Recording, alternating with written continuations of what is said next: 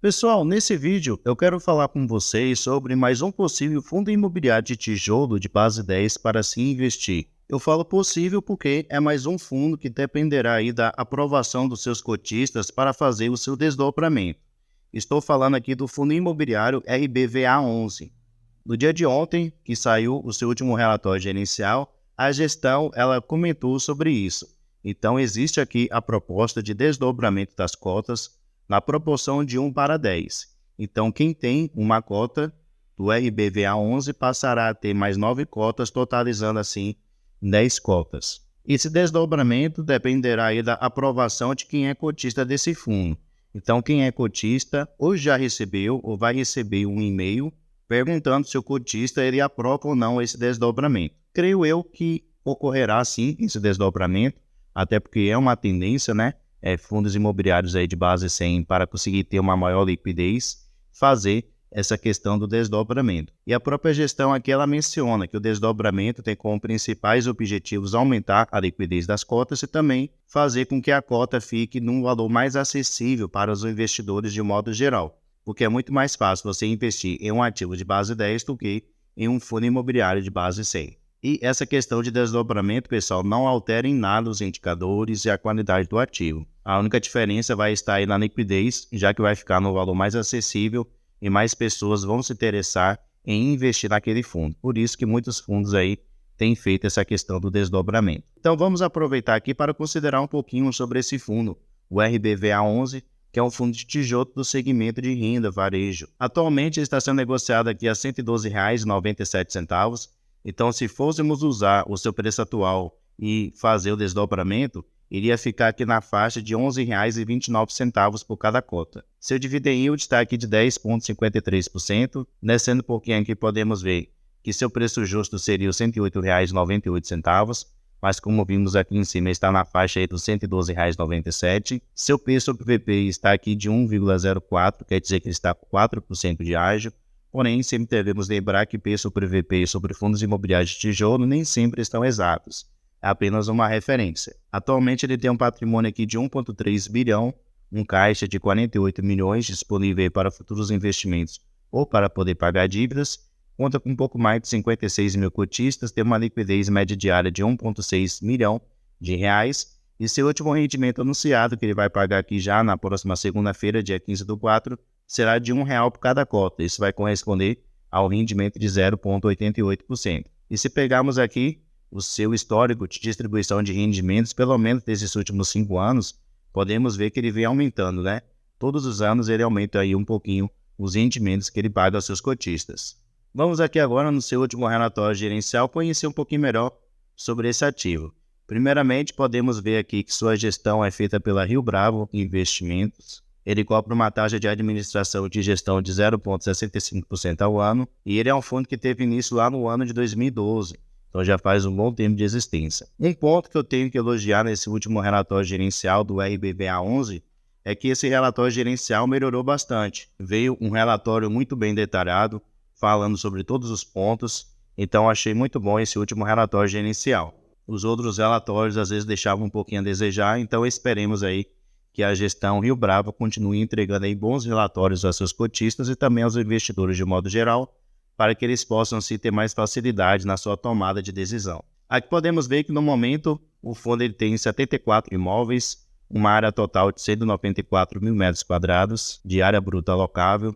Ele tem um total aqui de 10 inquilinos, sua vacância física está de 7,3%. Descendo mais um pouquinho aqui, podemos ver que a duração média dos seus contratos é de 7,6 anos. Então, são contratos aí com uma duração longa. Com respeito ao seu demonstrativo de resultados, correspondente aqui ao mês de março, podemos ver que ele teve uma receita de 10,9, que foi correspondente à sua receita de locação, e também a sua receita financeira de 1,1 milhões de reais. Suas despesas somaram aqui um pouquinho mais de 2 milhões de reais. Então, no final, ele ficou com um resultado líquido de 10 milhões e 36 mil reais. E ele distribuiu em rendimentos 12,4 milhões. Então, nota-se que ele gerou 80 centavos por cota de receita, né, de rendimento, porém, ele distribuiu R$ 1,00 por cada cota. Porém, devemos lembrar que ele tem resultado acumulado que ele está distribuindo aos seus cotistas. Foi de alguns imóveis que ele tinha vendido alguns meses atrás e por causa disso que ele está pagando aí um rendimento maior. Então ele pegou aqui 20 centavos da sua reserva acumulada que ele tinha para poder conseguir manter esse patamar em dividendos. E aqui vocês podem ver que já faz alguns meses que ele está usando essa reserva acumulada. E ele menciona que ele ainda tem como reserva aqui 57 centavos por cada cota, que ele pode usar aí para os próximos meses conseguir manter esse seu patamar de dividendos aí de R$1 por cada cota. Aqui ele faz um resumo do seu portfólio, então podemos ver que ele já havia comunicado, 74 imóveis que ele tem no total e são totalmente do fundo. O RBVA11 ele é o proprietário direto desses imóveis e ele menciona aqui quem são os inquilinos dos seus imóveis. Então ele menciona aqui que ele tem 35 imóveis alugados para a Caixa Econômica, 16 para o Banco Santander, 8 imóveis locados para o Grupo Pão de Açúcar, e ele menciona aqui todo o restante, totalizando, como eu falei, 74. Ele menciona também que ele tem participação em um shopping, que é o Iguatemi Faria Lima. Além disso, ele também tem aqui investimentos em cotas de outros fundos imobiliários, que são 3 no total, e esses 3 fundos são também do segmento de shopping. E aqui ao lado ele mostra a sua alocação de patrimônio investido em cada um dos seus ativos. Então aqui nos seus imóveis ele tem 89% do seu patrimônio investido neles, e 3% aqui, que é exatamente seu principal investimento. Continuando aqui, pessoal, podemos ver os seus indexadores, no caso, quais os índices usados para poder fazer o reajuste anual dos seus aluguéis. Então, em 58% dos seus contratos é usado o índice IGPM e em 41% o índice IPCA. Aqui ao lado também a gente pode ver a sua exposição para o setor, no caso, qual o setor de atuação dos seus principais inquilinos. Se destaca aqui em especial 2 setores, o setor bancário e o setor alimentício. Descendo mais um pouquinho aqui também, a gente pode ver com respeito ao cronograma de vencimento dos seus contratos. Então podemos ver que no ano 2024 e 2025 tem poucos contratos que vão vencer, a sua grande maioria vão vencer aqui a partir de 2029 em diante. Aqui também podemos ver quem são seus locatários responsáveis pelas maiores receitas do fundo. Então se destaca aqui em especial a Caixa Econômica e o Banco Santander, já que ele tem aí maior exposição a esses 2 inquilinos. Aqui ao lado também podemos ver com respeito à tipologia dos seus contratos, 60% são contratos típicos e 40% são contratos atípicos. Descendo mais um pouquinho aqui também podemos ver com respeito ao cronograma de reajuste dos seus aluguéis. Então, na sua grande maioria, acontece os reajustes aqui durante o mês de julho, 15%, mês de novembro e o mês de dezembro. E aqui, pessoal, podemos ver com respeito à sua alavancagem. Atualmente ele tem uma dívida aqui de 186 milhões de reais, o que corresponde a uma relação alavancagem patrimônio líquido de 13,7%.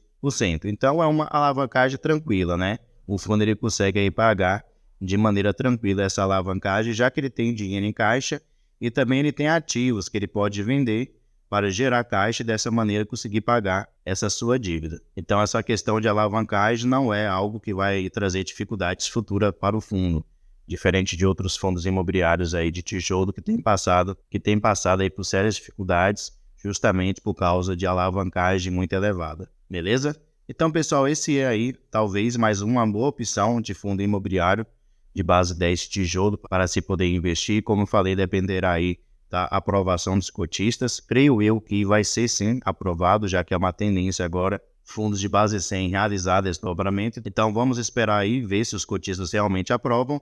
E a gestão ela vai aí trazer um fato relevante para poder anunciar a partir de qual dia esse fundo já será negociado aí como base 10, beleza? Deixe aí nos comentários a sua opinião. Você investiria nesse fundo? Achou um bom fundo para se investir? Deixe aí nos comentários. Pessoal, muito obrigado pela sua atenção e até o próximo vídeo.